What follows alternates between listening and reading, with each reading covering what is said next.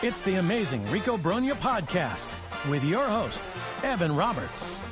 For the first time in a while, it's a sweep edition of Rico Brogna. And I mean one of those good sweeps, you know? One of the sweeps where we do the sweeping, not getting swept by the Pittsburgh Pirates or getting swept by the Tampa Bay Rays. The New York Mets take care of business. They sweep the Angels of Anaheim. It wasn't easy. It wasn't pretty. It took some luck. In the final game of this series, it took some horrific umpiring as the Mets held on for dear life and won 6-3. In the first two games of this series, it featured comebacks. It featured some terrible Angels defense. But the one thing I've learned over the course of 162 games is beggars can't be choosers. So I'm not going to sit here for an hour and tell you about how lucky the Mets are. Were the Mets lucky? Sure. Absolutely. Luck plays a part of baseball. And there was some luck involved in the 3 wins they got against the Angels. But over the course of 162 games, you take your wins and you run with them. And so no matter how you win a baseball game, whether it's because of the ineptitude of your opponent or it's the ineptitude of umpiring, you take it, you run, you have a smile on your face. And considering the unevenness of the way this team has played for a while, to be able to put together 3 consecutive victories against the Angels, 4 consecutive victories overall, making this a successful homestand. They went 4-2, which is what I wanted, what most of us wanted before the homestand began. Go get me 4-2. It happened in a peculiar way, losing the first 2, but all in all, wins are wins are wins. And from a record standpoint, the Mets are in a good spot.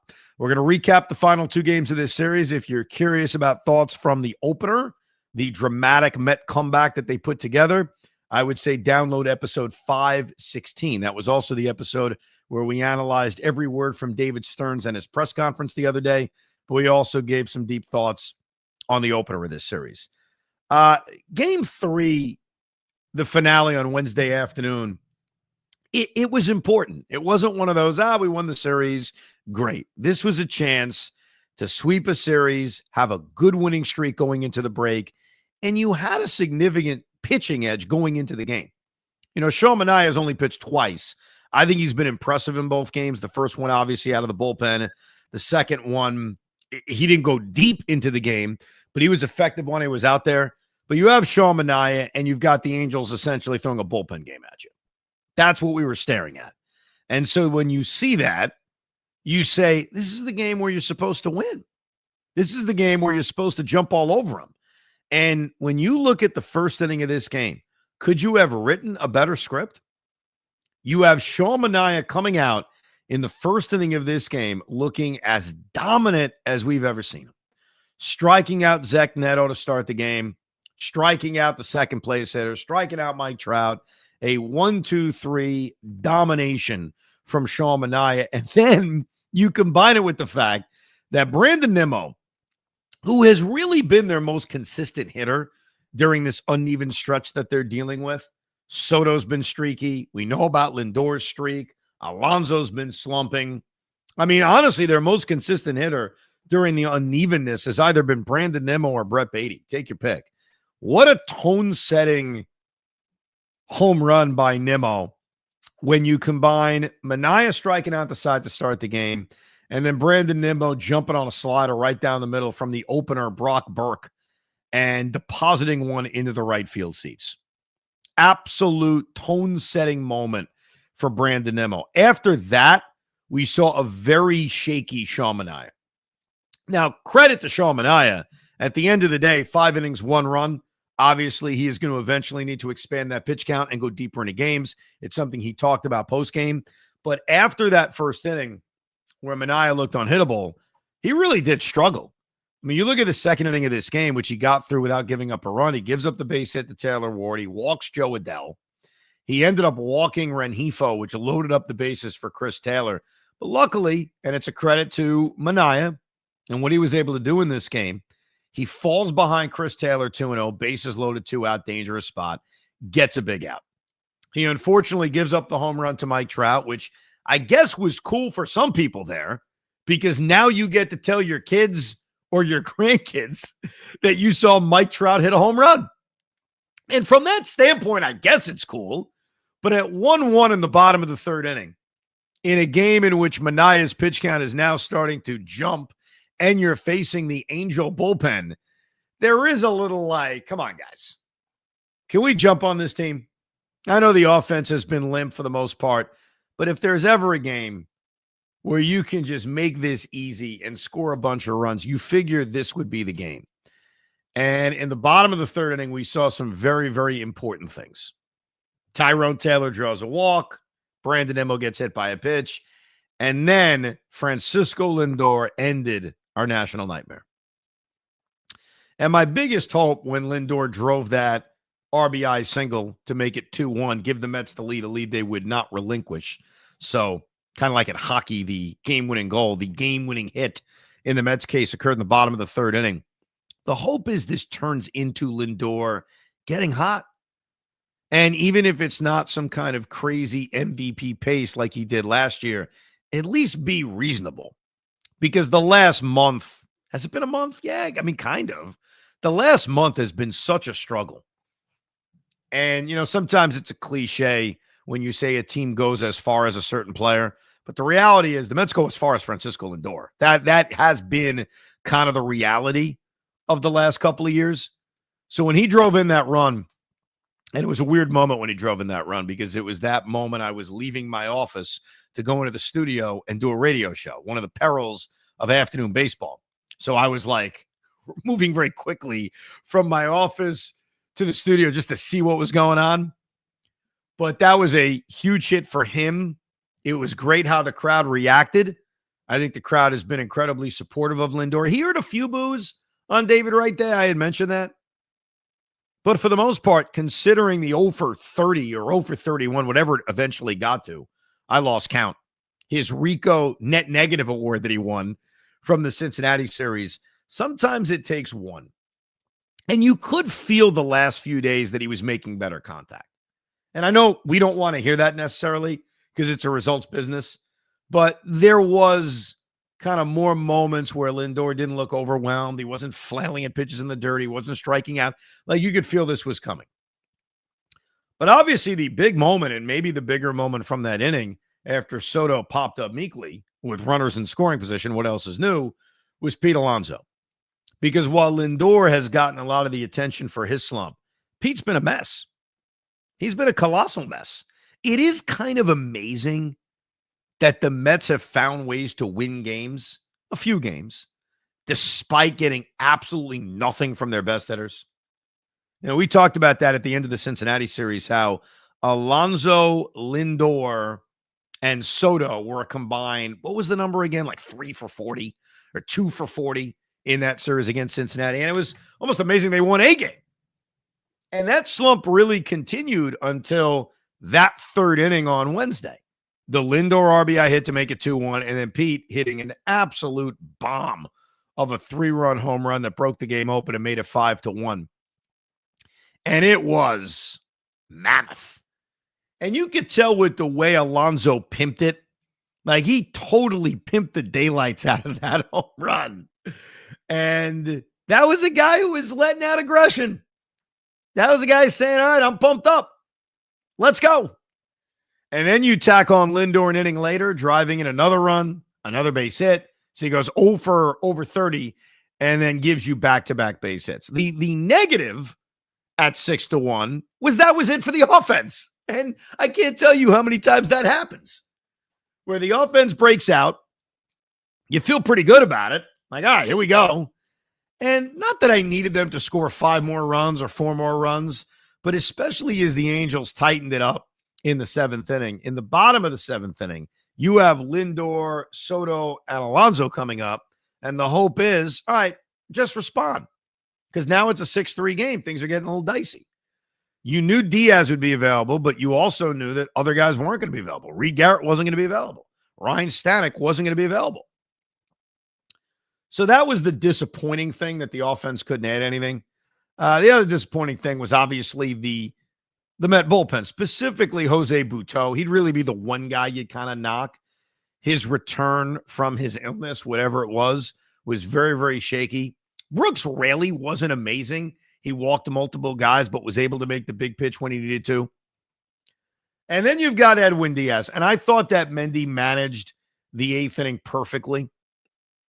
Like, I love the fact that he goes to Raley when he did in the seventh with the lefty and then Trout coming up. And after he walks Chanel, he gets Trout out. He makes a very big pitch against Mike Trout. I think that was the excuse me swing, if memory serves correct. He gets 2 outs in the eighth inning, but after he gets Logan O'Hoppe out, so he gets the second out, going to Diaz made perfect sense. I like Edwin Diaz in those 4 or 5 out save situations. Like, for the most part, he's done a good job. I know his recent blown save occurred when he came in the eighth inning, but let's not pretend like he always struggles in the eighth inning. That's not the case. He can pitch in the eighth inning.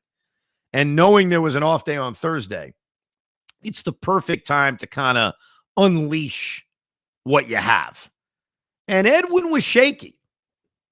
Like, Edwin's last performance was dominant. The first game against the Angels when he struck out the side, he looked filthy. That was hey, if you guys were concerned by my blown save, you got nothing to worry about.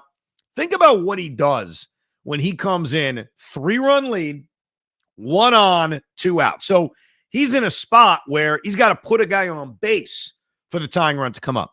He gets ahead of Travis d'Arnaud and then hits him with a slider. So the at-bat began in a positive way where he gets ahead. He throws a first pitch strike, which earlier in the year Diaz would struggle with. He gets ahead of him, hits him with a slider, and I'm sorry, like, it's okay to accept bad calls. It's like taking a gift. Like, thank you for the gift. You didn't have to, but thank you for the gift.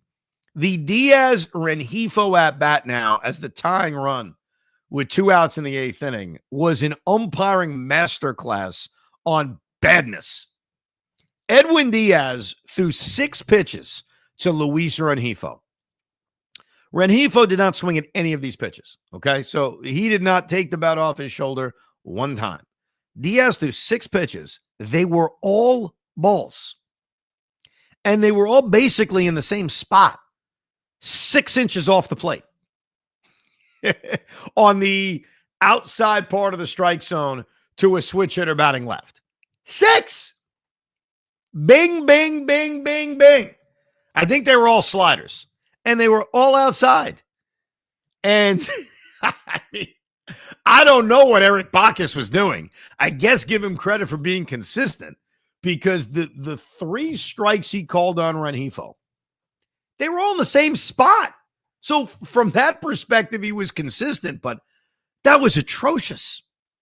And I'm not throwing it back. Like, I don't know what that inning was going to look like if Eric Bacchus actually called what they should have been, which was balls. Because all of a sudden, if he walks Rengifo, the bases are going to be loaded with 2 outs for Zach Nato. And I don't know what happens, especially after Diaz walks a guy on 4 or 5 pitches, depending on if Bacchus was going to take any of those strikes back.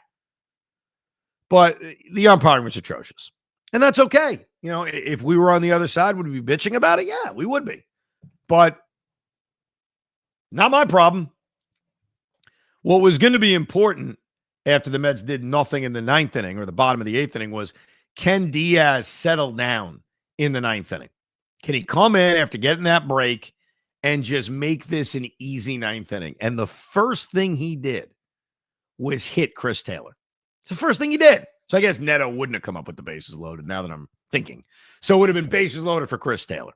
But he hits the first guy he faces. Luckily, after that, he strikes out Neto. He gets Chanel to ground out. He gets Mike Trout to pop up.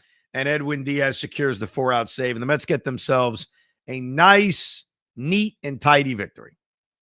It was sort of nerve-wracking, especially when the Angels bring the tying run to the plate, which they were able to do in the 8th inning of that game after Diaz ran into the issues he was running into.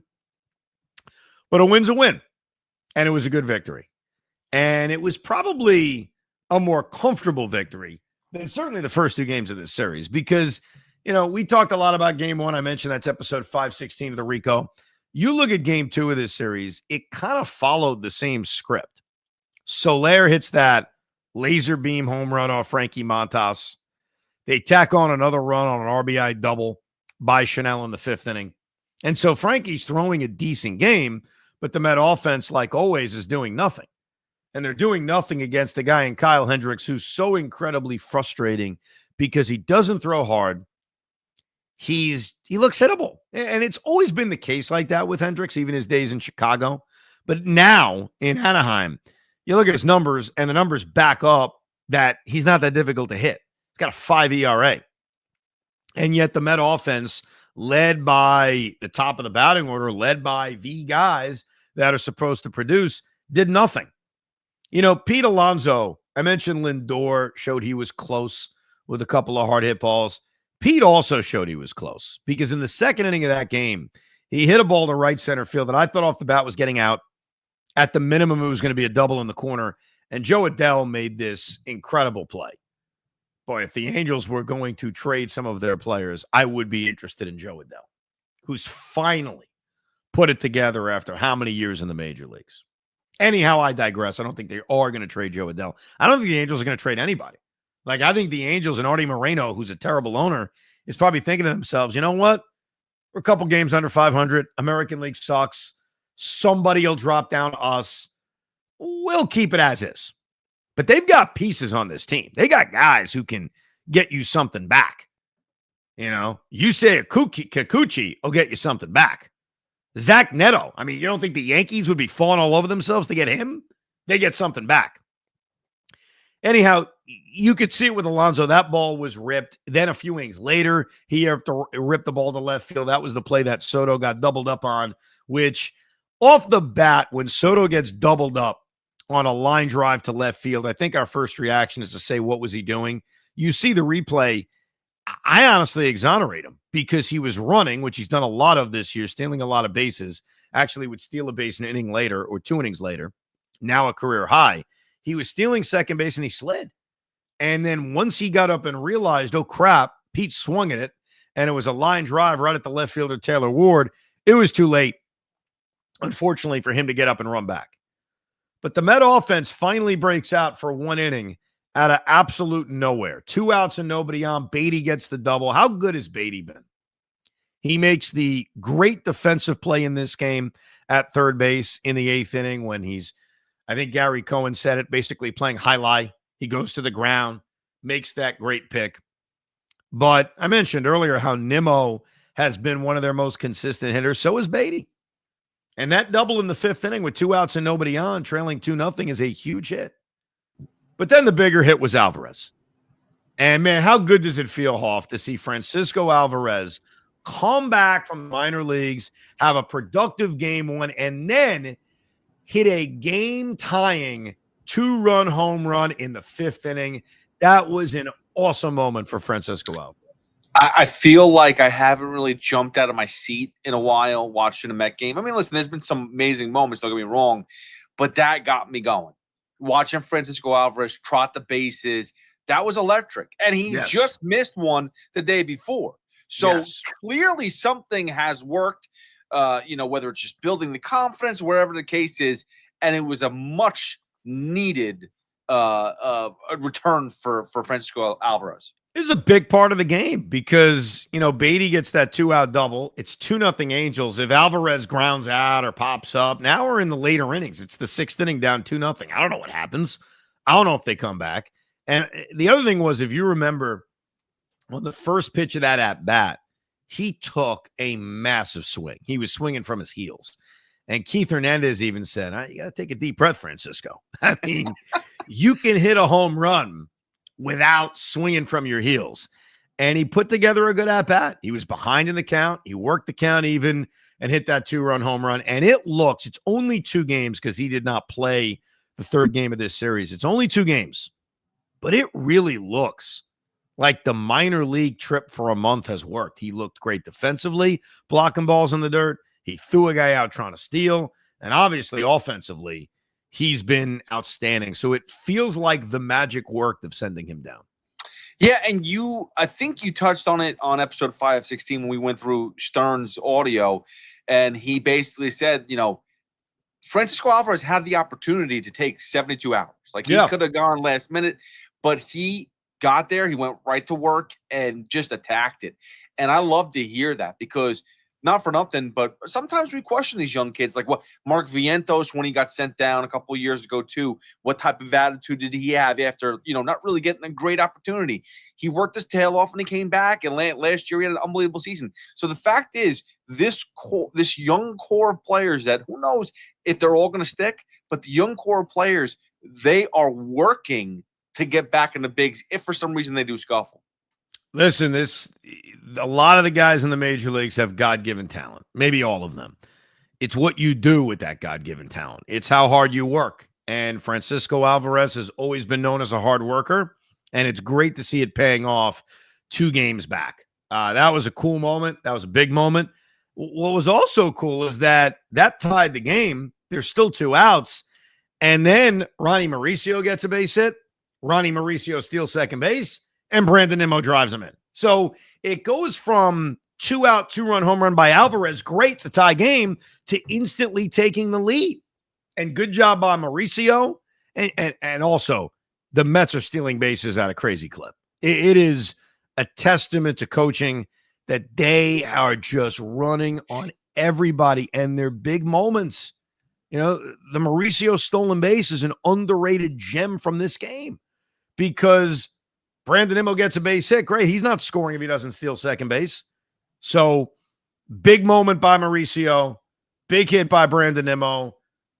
What I'll bitch about is the fact that after they take the 3-2 lead, which is great, they had multiple scoring opportunities to bust on this game, and they failed. Let's start in the 6th inning. Leadoff walk by Soto. He steals second. Walk by Vientos. Beatty struck out in a big spot. I don't mean to pick on Beatty. He's been so good, but just to show you they had an opportunity in the 6th. They failed. The worst one was the 7th, though. You get a leadoff error by Zach Neto when Alvarez hits a ground ball to shortstop. He just doesn't play it well. Boots it. Then you get another ground ball off the bat of Ronnie Mauricio. This time you get an error by the first baseman, by Chanel. So the Angels commit 2 errors in a row to set up first and second, nobody out. And you've got Nimmo and you've got Lindor, Soto, and Alonso. And Nimmo strikes out. Lindor strikes out. There's a wild pitch, so Soto gets walked, and Pete strikes out. I mean, you have the Angels handing you the game. They're telling you it's 3-2, make it 5-2, and you got your best hitters coming up. Like, the Mets won, right? So I could easily not bring this up, but I don't believe in that. I don't believe in not talking about things just because you won, or vice versa, by the way. Even when they lose, I will mention good things, and that's not me shilling for them. That's me being honest, and this isn't me being negative. This is me reminding you that if the Met bullpen didn't do an outstanding job without Edwin Diaz, and they did amazing, did not give up a run, and they needed to get 10 outs. But we'd be hearkening back to this 7th inning blown opportunity. 2-1 and nobody out because of 2 errors. You got the top of the order coming up, and Nimmo, Lindor, and Alonso all strike out? I'm sorry. And by the way, same thing in the 8th inning. Leadoff walk to Jeff McNeil. They go to Acuna, who steals second. You got a runner on second. Beatty and Alvarez failed. And again, not picking on those guys because Alvarez had a great game. Beatty had a huge double. It's everybody. And so it was nerve-wracking because, come on, Ryan Stanek in the 9th inning, nobody had confidence. And he's nursing a 1-run lead. And it should have been bigger than a 1-run lead. But unfortunately, the offense missed every freaking opportunity that they had in the last 3 innings of this game. But here's the thing, Evan. I don't know. You tell me if I'm wrong with this, but I felt the same way in game 1 on Monday, that the Mets hit a point where they take the lead and then they just get lazy. It's like they don't want to win. It's like they don't want to do enough. Like they have multiple opportunities. Everybody's got, whether it's bases loaded or runners in scoring position, like we said, and they just don't do anything with it. It's like they were lucky to be playing an Angel team that wanted to give the game away. I don't think it's laziness or not trying. I think it's a common problem all year long. They've really struggled to get the big hit. And it's a collective issue. It's not one guy. I know we pick on Juan Soto because he's had such a bad year at it. But outside of Pete Alonso, basically everybody's numbers haven't been good. Lindor even acknowledged it.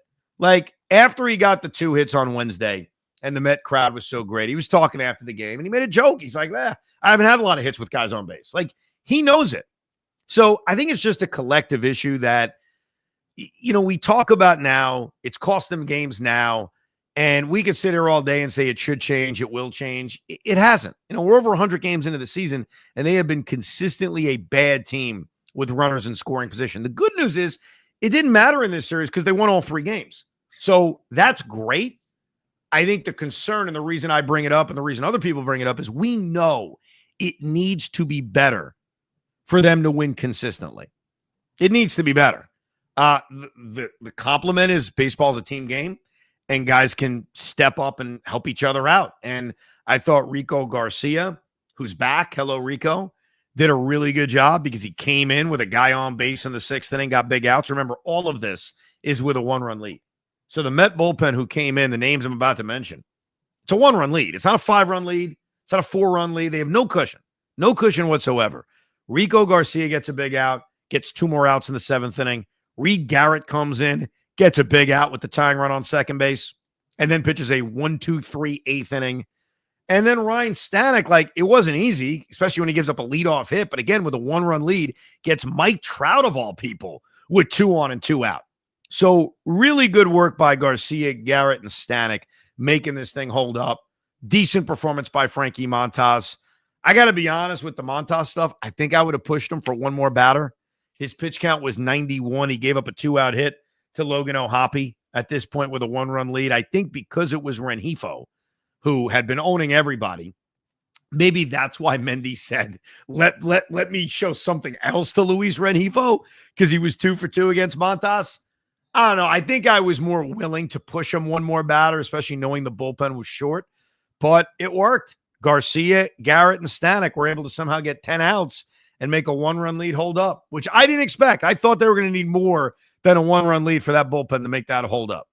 So 2 things. First of all, I'm the same way with you. When they were going to pull Montas, I'm like, you got to be kidding me. You can't pull him here. Give him 1 more batter. And then I go, wait a second. What have I said all season long? Once you get to that 6th inning, it's batter by batter. And once one guy goes on, pull him. So, I was like, you know what? I trust my gut, what I've said the whole time. Good job by Carlos Mendoza taking him out when he did. And also, you got to give props to Brett Beatty in the 8th inning because that was what a lot shocking. Great play. Rocket to Brett Beatty. He made a nifty play at third base, get the out. Reed Garrett was like his jaw dropped on that play. It was a great play. It was. I mean, I think, like I said, Gary Cohn described it as Beatty was playing highlight. The way he went down and was able to make that scoop. Brett Beatty has been, his offense has obviously been very good. He was streaky this season, up and down, up and down. His defense has been awesome. It's kind of amazing. Again, testament to hard work. Sometimes it's busting your ass. Like Brett Beatty becoming a really good defensive third baseman and even becoming an acceptable defensive second baseman. It's crazy. It's a testament to Beatty and the coaching staff. He's knocked one out of the park with his defense. And you can knock one out of the park and raise the apple with Takara Chuhai, a sparkling cocktail that blends real shochu spirits with the delicious flavors of fruits locally grown in Japan. It's available at Citi Field and Fuji Apple, of course, white, peach, and lemon. We have named Rico star of the series throughout every series. And sometimes it's very easy to name a Rico star of the series. It's obvious. It gives us 30 seconds. We say the obvious, we move on. Sometimes because they suck, like the 3-game sweep at the hands of the Pittsburgh Pirates, you really go to the bottom of the barrel. And you're like, yeah, Brandon Waddell. He kept them in 1 game. Let's give it to him. But in a series in which you sweep your opponent, and for context, the last time the Mets have swept an opponent, you got to go back to the National Series. That was right before the funk against Tampa Bay. That was the last time the Mets swept the series. In fact, they swept back-to-back series. They swept the Rockies in Colorado, and they swept the Nationals at Citi Field. Sometimes it's so difficult because you got so many great options. And so as we name our Rico star of the series, I will tell you that there are like a million options. I'm going to go through a ton of them, and then we'll decide who the Rico star of the series should be. Candidate number 1, Brandon Nimmo. Brandon Nimmo had some big hits in this series. In fact, Brandon Nimmo drove in a run in all 3 games. Drove in a run in game 1, drove in a run in game 2, hit the leadoff home run that set the tone in game 3. I think Brett Beatty is an absolute candidate. He hits the home run in game 1 that got them back in the game. They were down 4-0. Got a hit in game 2, got a hit in game 3, and that hit in game 2, that double, was the double that set up the Francisco Alvarez game-tying home run. Speaking of Francisco Alvarez, how about him? His return from the injured list. His return from the minor leagues. He makes good defensive plays. He has a big caught stealing. He gets a double in game 1 that was significant. The game-tying home run in game 2. He doesn't play in game 3, so he impacted 2 of the 3 games, but he impacted it in a big way. Brooks Raley. Brooks Raley gets a win in game 1 with a clean inning. Gets a hold in game 3, didn't have the greatest command, but ultimately didn't give up a run over the course of 2 scoreless innings. Edwin Diaz, he gets a 4-out save, certainly aided by some bad umpiring, but he gets a 4-out save in game 3. He strikes out the side, looking dominant, getting a save in game 1. And I'm going to surprise you with another candidate. He's not even on the team anymore. I got to give major props to Kevin Herget. Remember Kodai Senga's lousy performance? And then Kevin Herget comes in and pitches 2 1/3 innings scoreless baseball to keep him in the game. Look, Lindor and Alonso didn't hit till game 3. I don't think they are candidates for the Rico I'm the Man Now star of the series, but they certainly contributed to a victory in game 3. So I think those are all the candidates. I think there's a lot of them. Is there anybody I missed? And Pete, who do you think is the Rico I'm the Man Now star of the series? Maybe I'm a sucker, but Francisco Alvarez. I don't know. I feel like the 2 hits that he had were so impactful. Again, the huge double in game 1, but the tying home run in game 2. I know he didn't play game 3, but you know what? His presence on the bench might have helped. So I'm going to give it to Francisco Alvarez. Yeah, there's no wrong answer here. Nimmo drove in an insurance run in the 8th inning of game 1. He drove in the game-winning run, the RBI single we talked about in game 2. And he hit the tone-setting leadoff home run in game 3. I think he's a great candidate. I think it's either Edwin Diaz or it's Francisco Alvarez. I think it really is between those 2 guys because Diaz striking out the side, and it was the heart of the batting order too. It was 2-3-4 with a 2-run lead in the 9th inning. Right after the Mets had just scored the 2 runs to take the lead. That's a big-ass save. That's a badass save too. Not only does he get the job done, he strikes out the side. I know he was shaky in Wednesday's game, and he got lucky with the strikeout in the 8th inning, but he still got a 4-out save. So I wrestle between Diaz and Alvarez. Both impacted 2 games because Alvarez didn't play in game 3. But I would agree with you. I think it is Francisco Alvarez. I'm not saying that just based on emotion or because I want to give it to him. I do think that home run in game 2 was monstrous. They're down 2-0. He doesn't hit that. Who knows what the game turns into. And then you even factor in the double in the 8th inning of the opener of this series. It's a tie game. Who knows where this game is going? There's a runner on first, and he hit the crap out of that ball. I know it was a bad play by Chris Taylor, but still. Then you throw in the 2 walks he had, including drawing a walk that actually started the rally in the 7th inning, where they came back and tied the game. That's kind of an underrated Alvarez moment. So I'd agree with you. And what a story that is. The guy gets sent down to the minor leagues. He comes back, and he's the Rico I'm the Man Now star of the series. And this may surprise you. This is actually Alvarez's 2nd. He won one all the way back in, I think it was April, when they split that 4-game series against the Nationals in Washington. And Alvarez went 4 for 13 with a home run. So Francisco Alvarez, I agree with you, Hoff. is our Rico, I'm the man now, star of the series. And can I just say the reason why I wouldn't go Edward Diaz anyway? And I know that you already made the decision, so that's fine. But like, he's starting to hit people a lot lately, and that's scaring me. That I think it's a third hit batter in like 3 games. Yeah, but I'm not defending his wildness from game 3. I'm merely saying he came into 2 games. He got 2 saves. He didn't give up a run. It wasn't easy in game 3, but game 1, it was easy. He struck out the side. Like, do you get extra points for being really dominant and not giving us stress? Not really. Did you get the job done? 2 1/3 innings, 0 runs, 2 saves. Like, that's pretty good. That's probably as good as it's going to get for a closer in a 3-game series, no? No, it is. No, listen, again, I'm not complaining too much. I'm just pointing out something that I saw the past few games with him, and it could be turning into a habit that I don't like. Like, don't hit anybody anymore. I get it, but in the middle of those 2 games you're talking about, he struck out the side on like 10 pitches. Are we just going to ignore how freaking dominant he looked in that game? No. I'm not going to ignore it. I'm not going to ignore it. No, not at all. Now, when you win a series 3-0, picking the net negative is a little bit challenging. I think Francisco Lindor had a great chance to win this until he got 2 hits in the finale of this series. I think Pete Alonso had a chance to win this. I think Juan Soto could win this. Juan Soto was 1 for 9 in this series.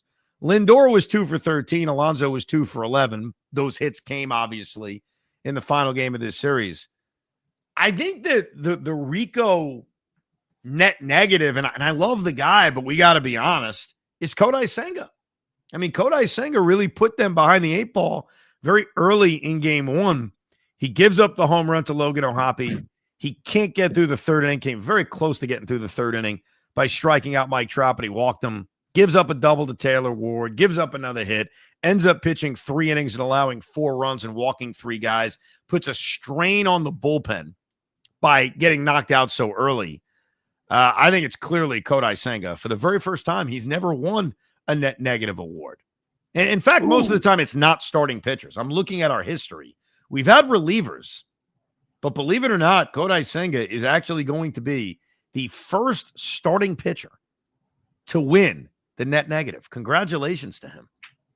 Yeah, you know what? I realized the net negative usually goes to a relief pitcher who we get frustrated with because he blew up the game, so we gave it to him. Like, we make it like an obvious thing. Like Brazaban, I believe, has a couple. Yes. Stanix definitely had a couple.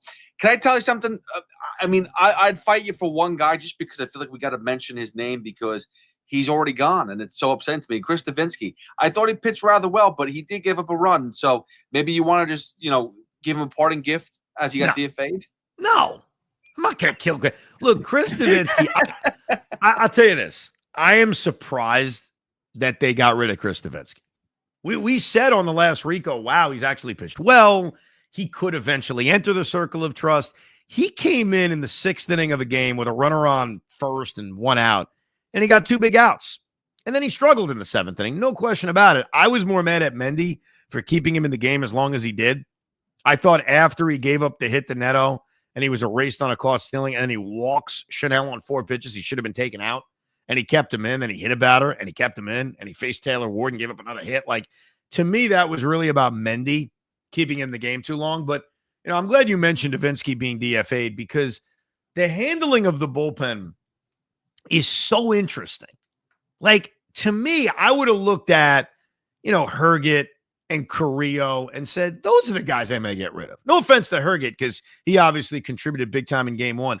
But Alex Carrillo, like, why is he on this team? Like, that would have been the thing I looked at upon bringing Rico Garcia back.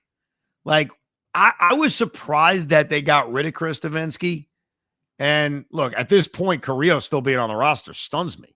Like, I don't know. I don't know how he's still here. Like, Jose Butto comes back, and somehow Carrillo is surviving all of this. They got rid of Justin Garza, who was here, never pitched, but was added to the roster. I don't understand Carrillo being here and Davinsky not being here. I think that we need to have like an insider with when it comes down to waivers, free agents, DFAs, and all this other nonsense, because there is a rotation. I mean, we've gone through Rico Garcia how many times? We've gone through Davinsky. I think I got DFA'd at least one other time this season.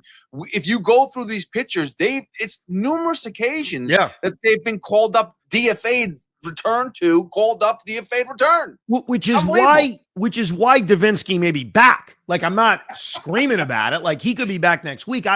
I'm more surprised by it. That's all. Just, hey, if I was going to clear a roster spot for so-and-so, Alex Carrillo surviving all of this is surprising. Let's play a game, speaking of pitchers. It's a fun game. Okay. How many pitchers have the Mets? In fact, before I tell you the answer, I'm going to give you context. In 2024, a year ago, the Mets used 34 different pitchers, okay? This is starters, relievers, throwing a pitch, not being on the roster, throwing a pitch. They used 34 different pitchers. 2, I could add to that, were position players, but I'm not going to include those guys. So 36 guys actually threw pitches for the New York Mets last year, but 34 of them were pitchers, okay? How many have they used in 2025? Context being they used 34 and 24. We are in mid-July, late July of 25. What is that number? I'm pretty sure that the starting pitchers, they've used about 10 or 11 already, if I'm correct. I think I'm accurate with that. Do you want me to give you the answer to that? Yes. They have started, 13 different guys, but 2 of those guys I would classify as relievers. Right, Brazaban and who's the other guy? Waddell? No, because I'd include him as a starter because he can start. I forget the other guy I'm thinking of. It was Brazaban and somebody else, but either way, 11 true starters and then 2 openers. Okay. So that being said, those are 13 pitchers already. I'm saying relief pitchers, you're talking you've had at least 15 guys, saying 26 people. 26 already. By the way, the other guy, just to clarify, the other reliever who started a game was Chris Davinsky, who we were just talking about. Should have known that. So your guess is 25. Again, last year the number was 26. 26, I'm saying. 26. Last year, the total was 34. The whole year. This year, they've already surpassed it. No. 36. Isn't that crazy? It's terrible. The Mets have used 36 different. And by the way, if I want to include position players, it's actually 38. But I'm throwing that out. Like, we don't need that. Okay? We don't need a position player pitching to count, Travis Jankowski ain't counted on this list. They have used more guys this season to pitch than they used last year. 36 this year, 34 last year. Obviously, that number is going to go up because they will add guys at the trade deadline, or there'll be young guys that they call up. If they use any of their starting pitching prospects that have not been called up yet, that number's passing 40 easily. And last year, it was 34. Isn't that crazy? That's that's too much, man. No, I understand there's reasons for it. There's injuries, but the bullpen is more just like we need fresher arms. Am I wrong with that? I think a lot of it is injuries, like you said. I think a lot of that is we just need fresher arms. A lot of that is ineffectiveness. Like, hey, we tried this guy. He's not that good. I think there's a few reasons that lead to that. Yeah, but then they bring him back. Right, they recycle them. I don't get it. Like Rico Garcia. He's gone. He's back. He's gone again. He's back. Yeah, it is kind of crazy. It's like a dating game. It's like a dating game. It's like you break up, you're on again, you're off again, you're on again, you're off again. It's like I just can't quit you. I can't quit Dickie Lovelady. Yeah, he's one of the guys. David Stearns is sort of right about something. We played on episode 516, his press conference, and I know some Met fans were taken back by the lack of urgency in adding a bat. And I agree. I disagree with David. Like, I would be aggressive in adding a bat. But the bullpen is the top priority. Like, it just is. Now, if you want to morph that into, well, it's starting pitching, and then I'm going to move Clay Holmes to the bullpen, you're basically answering the same question. You're just getting there differently.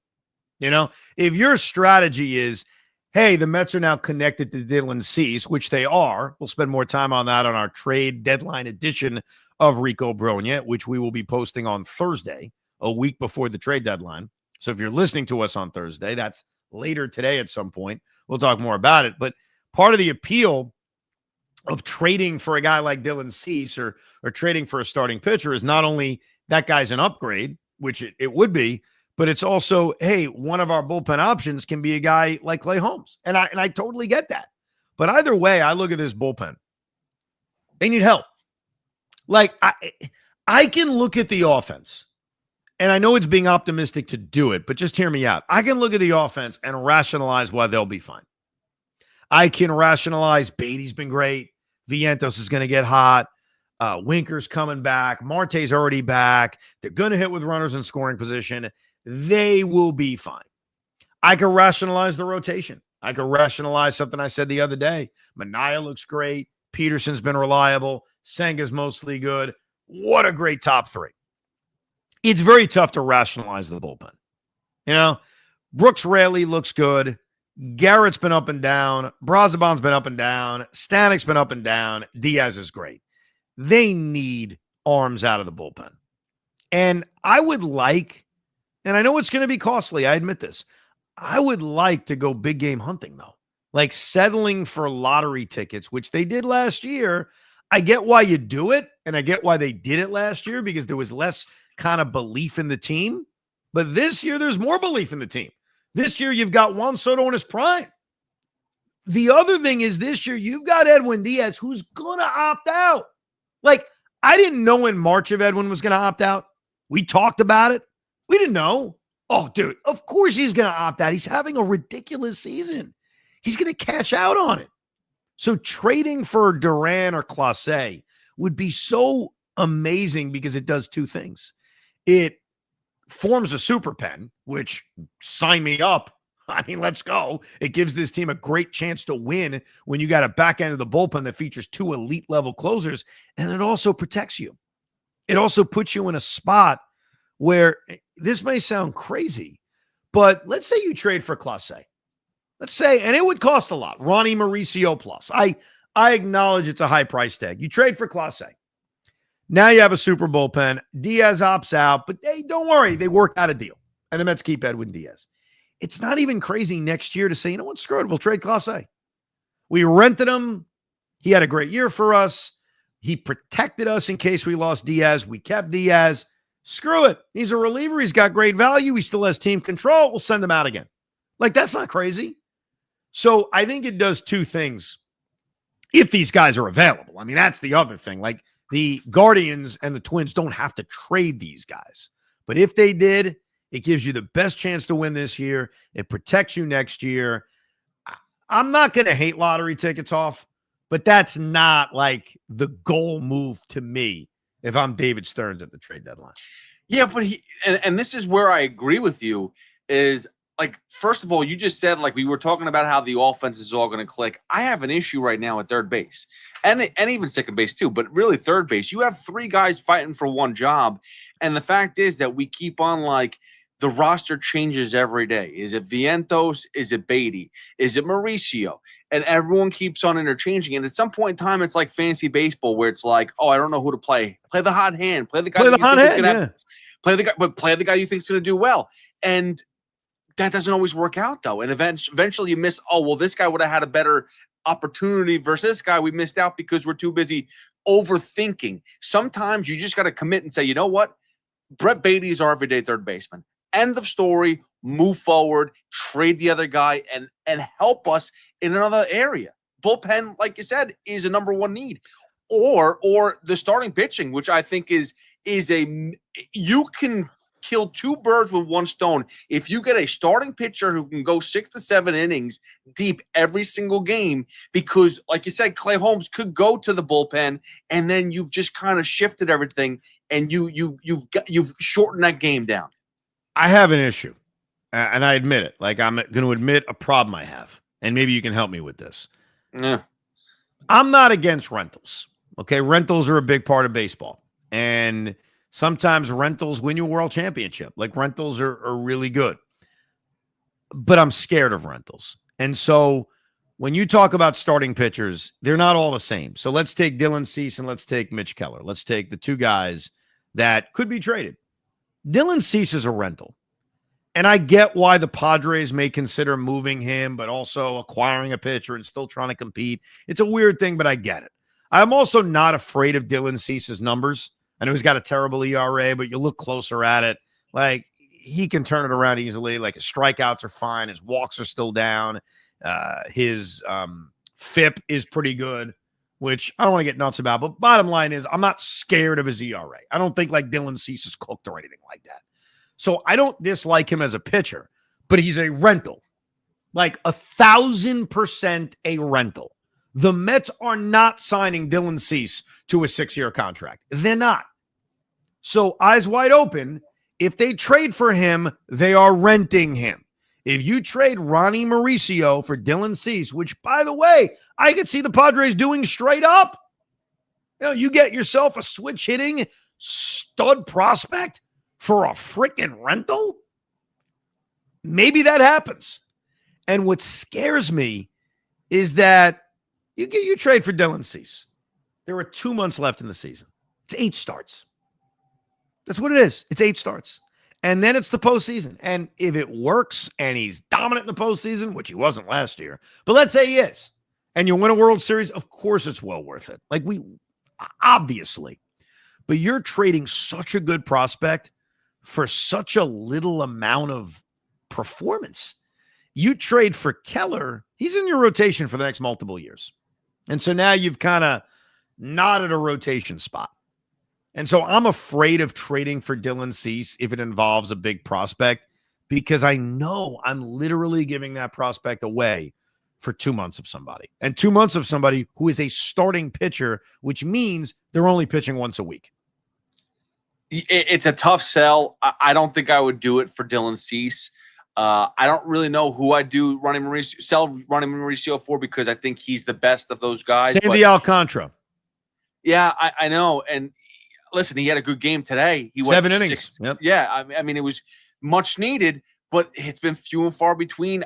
Can he be consistent? Can the Mets say, hey, we found something with him we'll just fix a couple things and he'll be back to a Cy Young level, We'll do a lot more on this on our trade deadline, Rico. Let me get to some of your emails, to ricob@gmail.com. Greg writes, guys, don't know if you saw Francisco Lindor's post-game interview, but I loved when he said, quote, when you're good, you're good. When you suck, referring to him breaking his 0 for 31 slump that they kept asking about over and over again.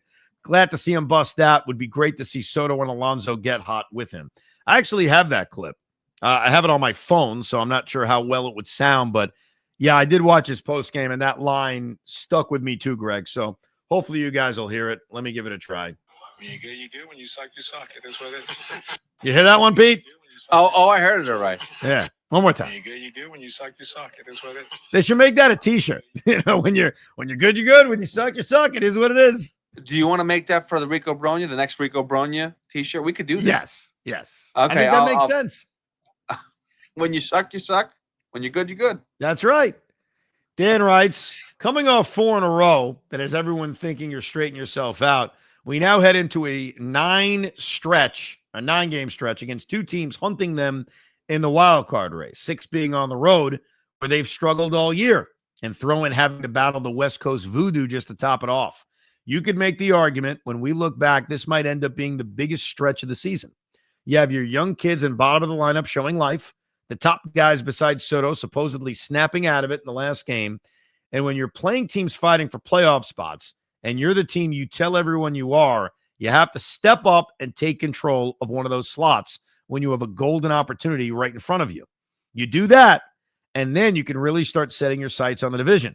If you don't, then you throw yourself right back into the jumble of teams that are chasing you, and almost likely without the tiebreak advantage, which was the reason you even got into the dance last year. The kids who are getting all this pub need to prove that they aren't going to fall back into the suck vortex during these types of games. And the team as a whole needs to show that they can actually play well away from City.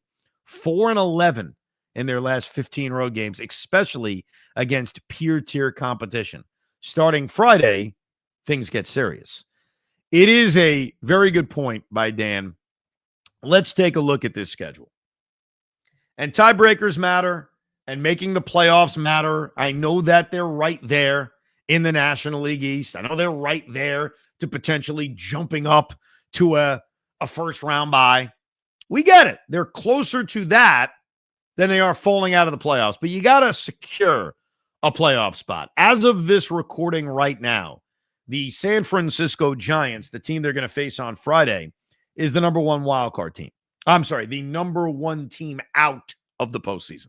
So if your goal is, hey, we just need to make the playoffs, who would breathe down our neck and take a playoff spot away?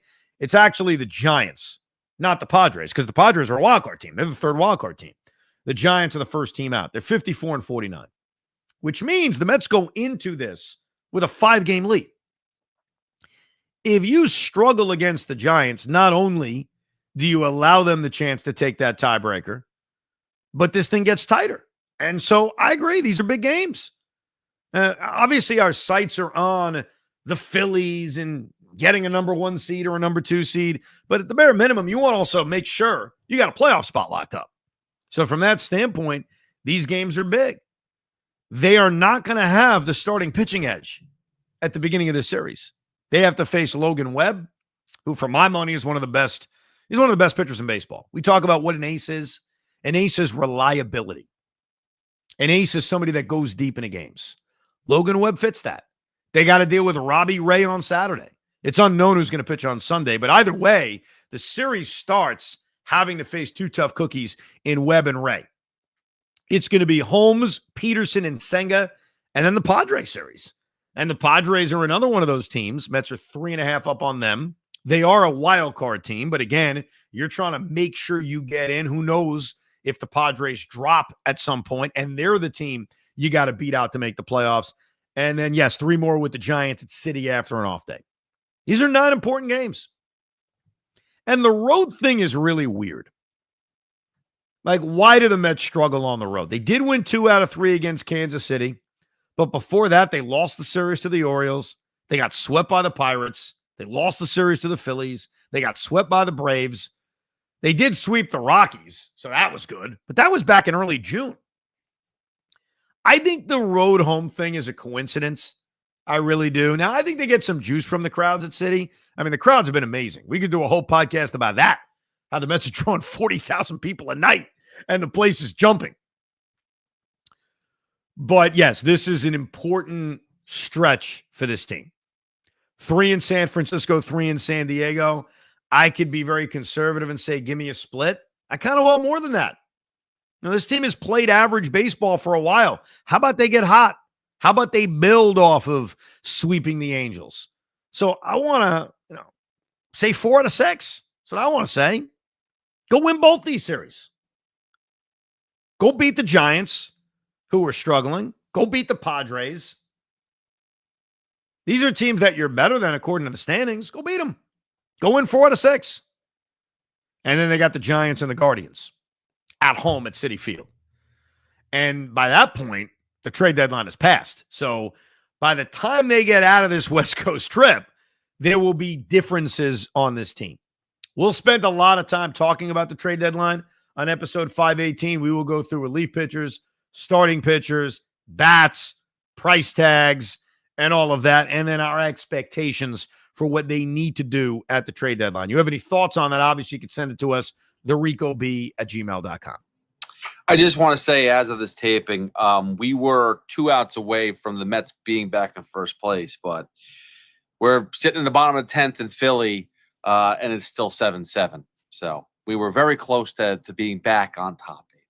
Yeah, it's tight, man. This NL East race has been very tight between the Mets and the Phillies. And you got the Brewers and the Cubs battling in the Central. The Dodgers cooled off. So the standings, not just making the playoffs, but the very tippy top of it is actually very close. The Mets are only 2.5 games behind the Brewers for the best record in the league.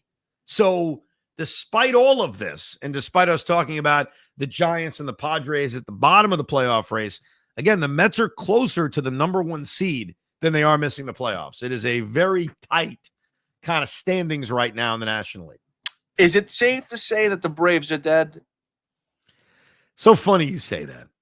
So earlier today, off air, I was talking to the executive producer of Evident Tiki, Tommy Lugauer, and I hit the talk back button. That's the button where I could just talk to him. And I said, Tommy, I got to tell you something. He said, what? I said, I'm finally ready to declare the Braves dead.